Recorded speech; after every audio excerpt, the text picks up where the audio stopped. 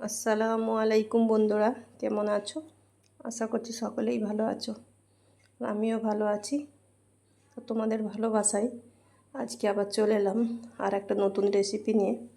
তো রেসিপিটা মাছ নিয়েছি, রুই মাছ। রুই মাছটাই আমি এখন মশলা মাখিয়ে নেব। নুন দিয়ে দিয়েছি প্রথমে, পরিমাণ মতো হলুদ গুঁড়ো ছড়িয়ে দিচ্ছি।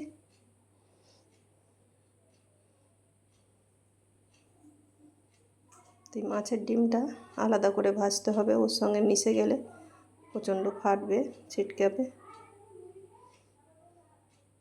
তো মাছের পিসগুলো দেখো বন্ধুরা কত বড় বড়। আর এই সবজিটা নিয়ে নিয়েছি এদিকে। এই সবজিটা দিয়ে, সবজিটা হচ্ছে পেঁপে। তো ওইটা দিয়ে রেসিপিটা আজ বানাবো। তো মাছটাকে ভালো করে আমি ম্যারিনেট করে নিয়েছি। গরম কড়াই ছেড়ে দিলাম।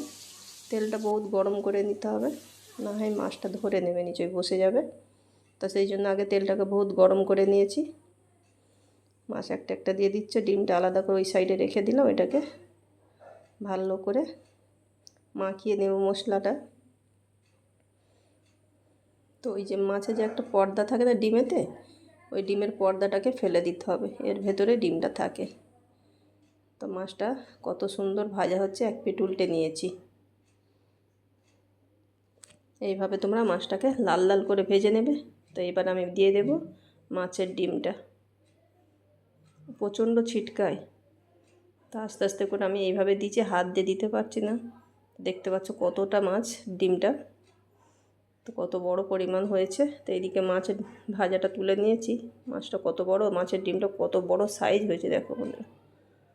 দেখেছো তো ডিমটা কত সুন্দর, তেল পুরো উপরে ইয়ে হয়ে আছে।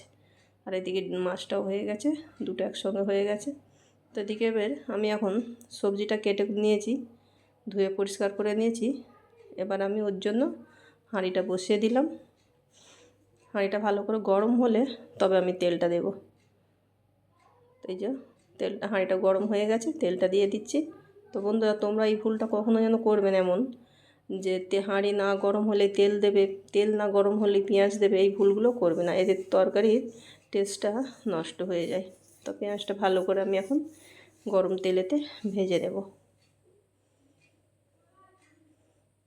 তো রসুন দিয়ে দিলাম। দেখতে পাচ্ছ কত সুন্দর ভাজাটা হচ্ছে। এইভাবে এতটা পরিমাণ তোমরা ভাজবে। তো এবার আমি মতেই সবজিটা তুলে দিচ্ছি। তো এই হাত দিয়ে অসুবিধা হচ্ছিল বলে আমি ওই হাত দিয়ে একবারে ঢেলে দিয়েছি, হাতে গরম তাপটা লাগছিল। এখন এপিট ওপিট করে ভালো করে নেড়ে নেব। তো পেঁপে হচ্ছে খুব সুন্দর একটা রেসিপি বন্ধুরা। পেঁপের ঝোল খুব উপকার, ওর গুণবলী অনেক। হ্যাঁ, জন্ডিসের জন্য যেমনি শরীর গরম হয়ে গেলে তখন এই পেঁপের ঝোল করে তোমরা খেতে পারো। তো হলুদ গুঁড়ো দিয়েছি পরিমাণ মতো, কিন্তু লঙ্কা গুঁড়োটা আমি একদম কম দিয়েছি, কেননা কাঁচা লঙ্কা দিয়ে এই রেসিপিটা বানাতে হয়। তোমরা পারলে সর্ষে বাটা দিতে পারো, আর জিরে গুঁড়োটা তো অবশ্যই লাগবে মাছের ঝোল। আর দেখেছো তেলটা আমি ভালোই দিয়েছি। তো কম করে পানি দিয়ে আমি একটু কষিয়ে নিয়ে একটু চাপা দেবো প্রথমে। এই যে কষে পানিটা মরে গেছে, এবার একবারে পরিমাণ মতো পানি দিয়ে দেব। গ্যাসটা ভালোই জোরে রয়েছে, দেখেছো পরিমাণ মতো আমি এখন পানিটা দিয়ে দিচ্ছি। ঝোল থাকবে, একটু পানি বেশিই লাগবে। এই যে পেঁপেটা সেদ্ধ হবে, তো আবার পানিটা ফুটে অনেকটা কমে যাবে ঝোলটা। তো কমে গেলে মাছটা এবারে তুলে দেব। মাছটা এখন এবার তুলে দিচ্ছি। দেখতে পাচ্ছি ভালো করে এটা ফুটে গেছে, পেঁপেটা সেদ্ধও হয়ে গেছে। টমেটো দিয়ে দিলাম। আর মানে রেসিপিটা বন্ধুরা খুব সুন্দর একটা রেসিপি, খুব দুর্দান্ত রেসিপি। এই যে মাছটা দিয়ে দিয়েছি,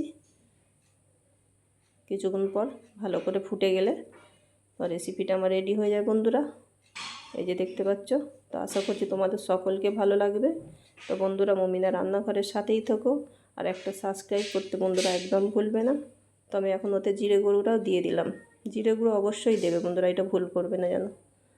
দেখতে পাচ্ছ কত সুন্দর ফুটছে, খালি এই ঝোলটার টেস্ট প্রচণ্ড হবে। দেখতে পাচ্ছ তোমরা কত সুন্দর, দেখো আমি তো এখন বাটিতে করে ঢেলে নিয়েছি।